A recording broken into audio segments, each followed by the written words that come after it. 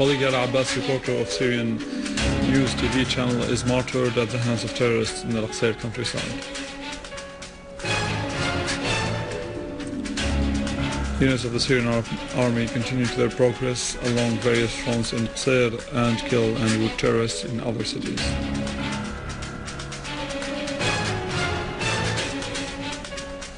Lavrov and Kerry discussed in Paris today the preparations for the second international conference on Syria, and China welcomes this initiative.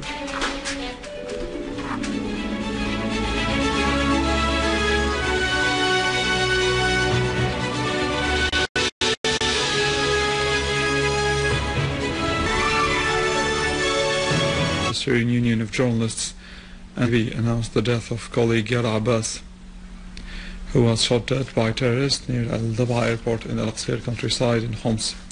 May her soul rest in peace, and may her relatives and family be granted patience. قواتنا المسلحة ما زالت مستمرة في التصدي للحون. هي محاولات فاشلة من قبلهم للقول وللزعم بأنهم يستطيعون. That was the last report prepared by our colleague martyr Yara Abbas, and it was aired at Al-Ikhbariya news station. Yara, who accompanied the Syrian Arab army for coverage of their victories and to reveal the criminal nature of Jabhat al-Nusra and their Takfiris, was known for her courage to be always in the forefront. Despite her injury in Aleppo, Yara, so devoted to her country, insisted on continuing her career, uncovering the savage acts of the terrorists. Meeting the residents of al-Qseir, Yara recognized the reality of the terrorists who killed many citizens and destroyed their town. She also experienced the will of the Syrian Arab army soldiers who insisted on eradicating terrorism. Yara on the ground conveyed the truth and expected the defeat of the terrorists, who in turn were afraid of Yara and her comrades. They ambushed the team of Al-Ikhbariya at the village of Al-Dab'a and opened fire on the car that carried them. Yara fell a martyr, and the two cameramen, Osama Dayoub and Badr Awad, were injured. Yara's reports and her voice remained to reveal the terrorists' ugly crimes. Minister of Information Dr. Amran al-Za'bi condemned the killing of the journalist Yara at the hands of the terrorists, saying that Yara was not the first Syrian journalist who was killed at the hands of the terrorists, hoping she will be the last one. He expressed sorrow for losing a brave, hard-working correspondent who was well known for her devotion and her great love to her country. Syrian border guards foiled an attempt to infiltrate into Syria from the Lebanese village of Arsal to the hamlet of Al-Ikhbariya and al-Qseir countryside. The terrorists sustained heavy losses in the clash. A Syrian Arab army unit also killed and wounded many terrorists in the northern quarter of the town and restored security and stability to the town of Al-Hamidiyeh after destroying the last terrorist hideout there. The army is fully in control of the eastern entry of the northern quarter. It has cut off the supply lines of the terrorists. The army also defused dozens of different explosive devices among the houses along the public roads.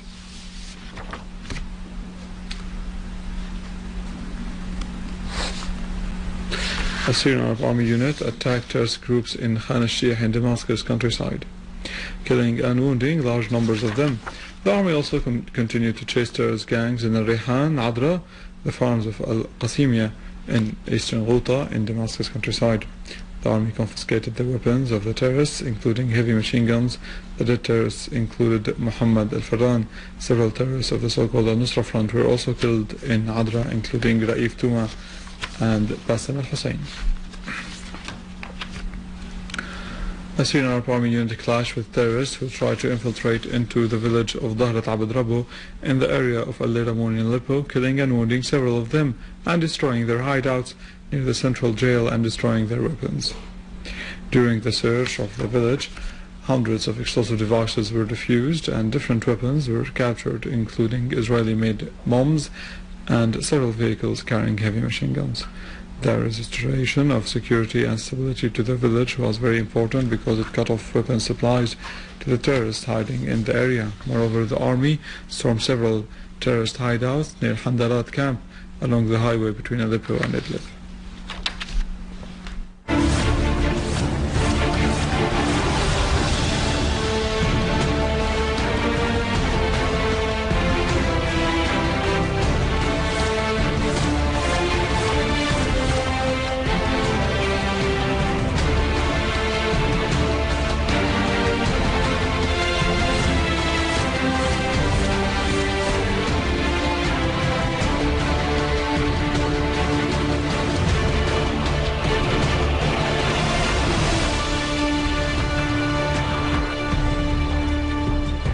Russian Foreign Ministry said that Russian Foreign Minister Sergei Lavrov and his U.S. counterpart John Kerry will discuss today evening in Paris issues related to preparations for the second international conference on Syria, which is set to be held next month in Geneva.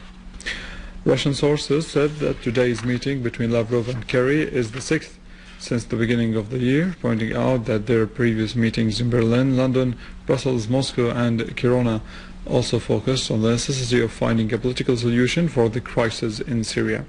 In their talks earlier this month in Berlin, the two ministers reached an agreement on convening a second conference in Geneva without preconditions. The Chinese Foreign Ministry asserted that it continued to support any efforts leading to a political solution to the crisis in Syria. The spokesman of the Foreign Ministry announced China's welcome of the initiative to hold the International Conference on Syria in Geneva and that it would actively join this conference.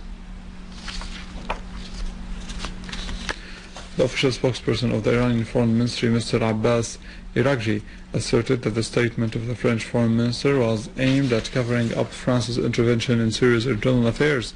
He asserted that such French statements were false and caused large human and material losses in Syria. He added that the responsibility of complicating the situation in Syria falls upon the states which support the terrorists with weapons to increase the scale of violence in Syria. He pointed out that Iran had always worked to stop violence and to implement reforms. The solution of the crisis in Syria should only come through Syrian national dialogue. Prime Minister Dr. Al-Halqi asserted that the Syrian people have all chosen the way out of the crisis through implementation of the political solution. Nobody will ever decide the fate of these great people on their behalf. During the meeting of the Ministerial Committee designed to carry out the political programs with members of the political office of the Syrian National Social Party, the Prime Minister surveyed the fruitful efforts of previous meetings with all the political parties and social activities to solve the crisis, asserting that living conditions and living nations overcome difficult situations through a stand of dignity based on unity and firm belief in the people and their ability to overcome such difficulties.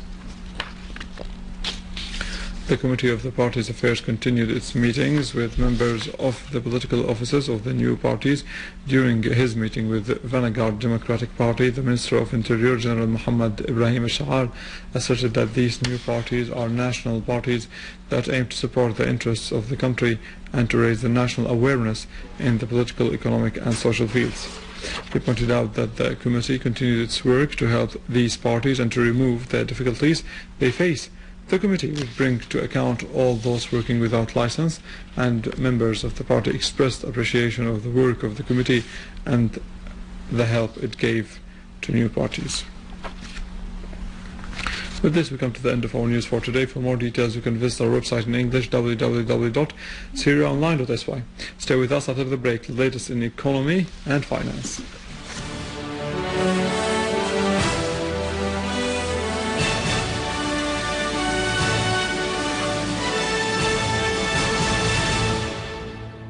Good afternoon. During the 8th conference of the Union of Journalists, Prime Minister Dr. Al-Halqi asserted that the personnel of the National Information were enthusiastic in their support of our armed forces against the unjust war waged against Syria.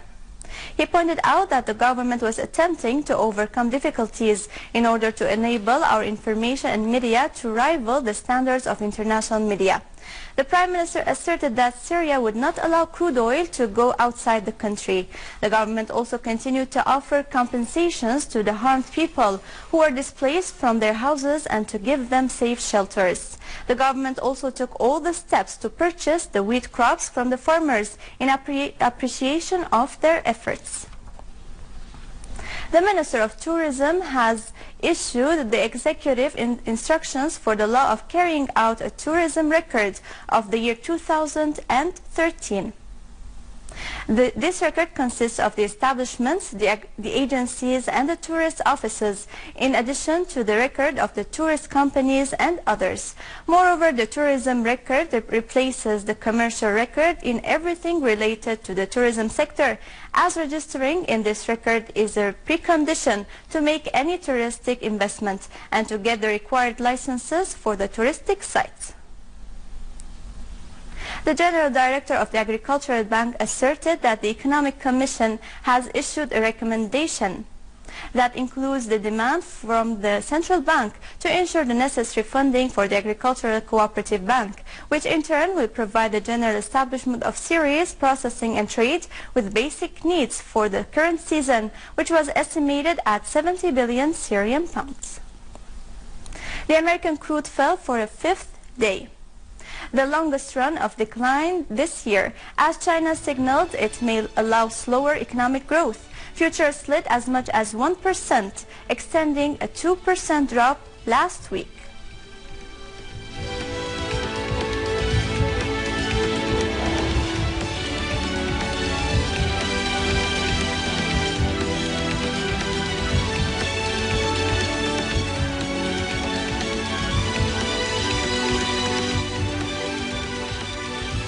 European stocks rose after falling for the first week in more than a month. U.S. index futures were little changed. The Japanese shares, on the other hand, fell, with the Topix index extending the biggest weekly drop since August 2011.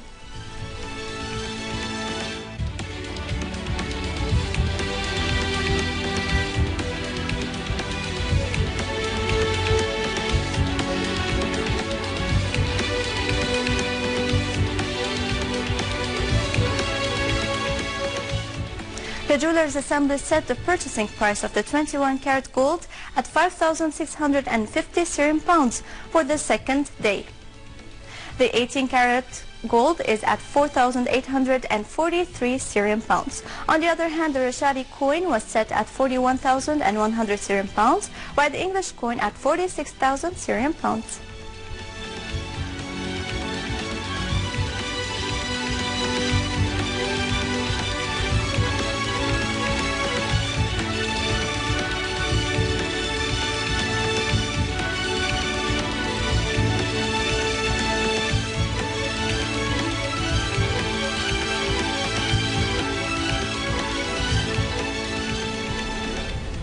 With this, we conclude our news. Thank you for watching and goodbye.